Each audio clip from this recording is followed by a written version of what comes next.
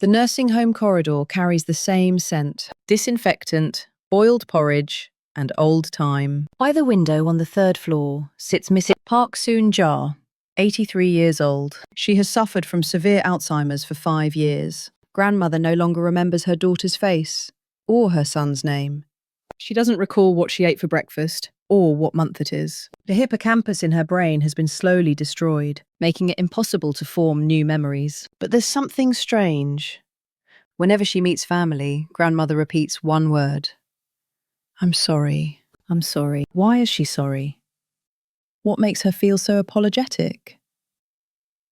At first, her family thought it was just dementia, but months passed, then a year, and still she repeated, "I'm sorry," every single day. Even the nurses wondered. She's forgotten everything else, but that word remains so clear. What could remain in the depths of grandmother's brain? 5 years after grandmother moved to the nursing home, Ji-eun visited the empty house. She climbed to the attic to sort through things: old blankets, a broken mirror, grandmother's childhood items piled everywhere. Then a wooden box caught her eye. No lock, just a simple lid. Inside was a single leather diary. On the cover, 1971 in gold leaf. That was when grandmother was 30 years old. The moment she turned the first page, Ji-eun's hands froze. August 13, 1971. I killed my husband. What could this mean? She'd been told. Grandfather died in 1970 from war complications. But killed? Ji-eun's heart pounded as she turned the next page. The handwriting was definitely grandmother's. That trembling penmanship, those round letters. The diary continued. I can never forget that day. 53 years ago. No, I must not forget. Looking more carefully, she noticed dates spanning multiple years. From 1971 to 2010, 40 years of entries. Grandmother had been recording something throughout her entire life. Let me take you inside the diary. June 28, 1950. 3 days after Seoul fell to North Korean forces, 21-year-old Park Soon-ja held her 1-year-old son, waiting for her husband. Her husband, Kim Young-ho, was a good man, a schoolteacher before the war. He bought notebooks for poor children and taught them to read for free. But after war broke out and the North Korean army moved in, villagers began to whisper, "Teacher Kim is a communist. He's collaborating." It wasn't true. He'd simply been forced to work as a translator at the North Korean office. He knew English, but in those days there was no boundary between truth and false accusation. Ideology was stronger than human life. In September, Seoul was recaptured. The South Korean army entered and began hunting collaborators. Soon-ja trembled with fear. If her husband was taken, what would happen to her and the child? If branded a communist family, they couldn't survive. Mrs. Park from next door whispered, "Report him first. If you report him, you can survive. If you don't, you'll be dragged away too. Your child will become an orphan." Soon-ja spent 3 sleepless nights agonizing. She loved her husband.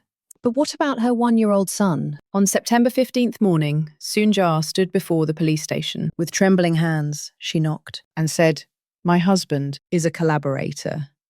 Let me pause to explain some brain science. The human brain has 2 main memory systems. One is the hippocampus. It stores facts and events. What did I eat this morning? What was my friend's name? Conscious memories. When Alzheimer's strikes, the hippocampus is damaged first. That's why patients can't remember recent events or recognize faces.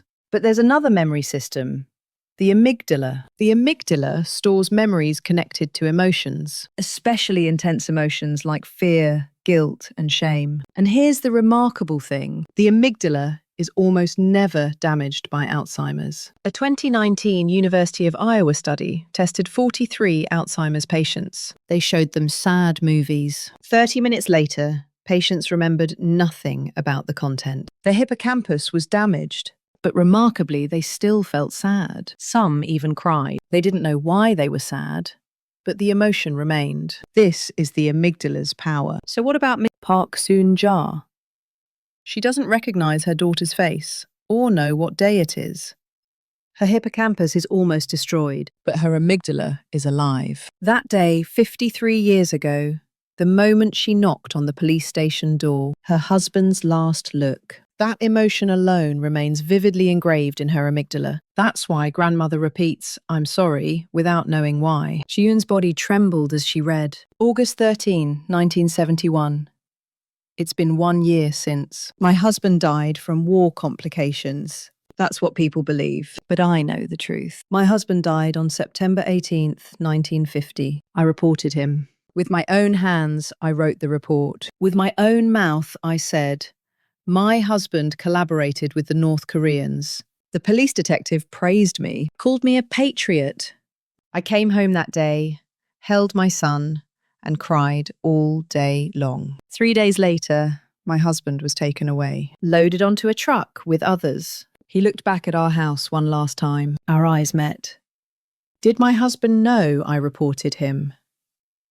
I will never forget the look in his eyes. In 1953, after the armistice, my husband's remains never returned. His name only on the missing persons list. I became a widow. No, I became a murderer. The diary continued through decades. March 2nd, 1980. My son married. I saw my grandson. I'm not happy. My husband should have seen this grandson. December 15, 2003. I keep forgetting things lately. The doctor says, early stage dementia. That's good news. Can I finally forget?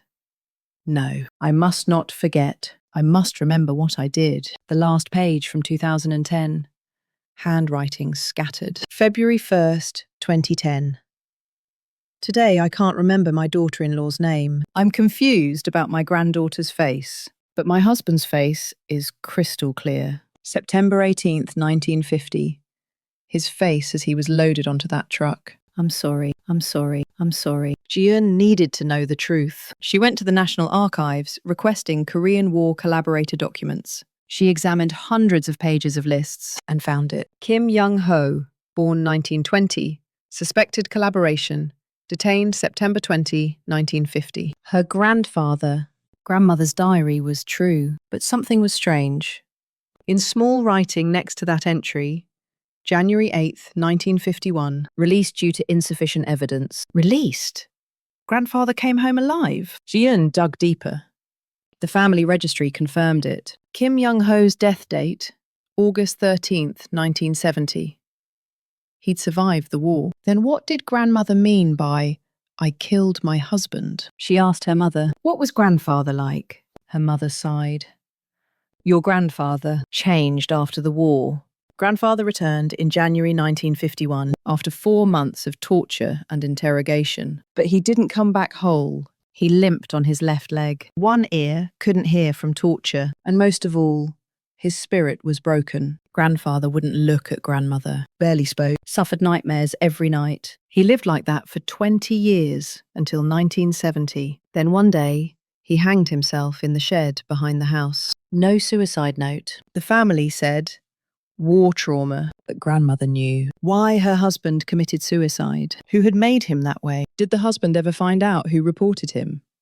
Or did he know? But lived with her for 20 years anyway. No one knows. Only grandmother spent her life repeating, "I'm sorry." Ji-eun returned to the nursing home. Grandmother was still by the window. "Grandma." Ji-eun held her hand. Grandmother didn't recognize her granddaughter, but she seemed to feel the warm hand. "Grandma, I read your diary. I understand now why you've been saying I'm sorry all your life. You're not a bad person. You just wanted to survive. You wanted to protect your baby." A single tear fell from grandmother's eye. Was it understanding?